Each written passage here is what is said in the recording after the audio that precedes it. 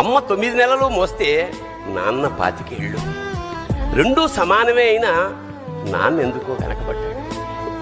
ఇంట్లో జీతం తీసుకోకుండా అమ్మ, తన జీతం అంతా ఇంటికే ఖర్చు పెడుతూ నాన్న, ఇద్దరి శ్రమ సమానమే అయినా అమ్మ కంటే నాన్న ఎందుకో వెనకబడ్డాడు.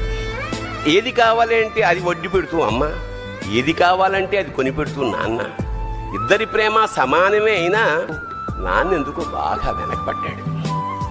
ఫోన్లోనూ అమ్మ పేరే, దెబ్బ తగిలినప్పుడు అమ్మ అని పిలవడే, అవసరం వచ్చినప్పుడు తప్ప మిగతా అప్పుడు గుర్తురానందుకు నాన్న ఎప్పుడైనా బాధపడ్డా?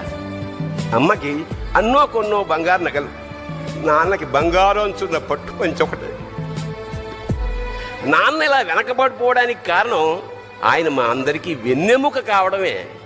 వెన్నెముక వెనక ఉండబట్టే కదా దన్నుగా నిలబడగలుగుతున్నాం. ఇదేనేమో నాన్న వెనకబడిపోవడానికి కారణం.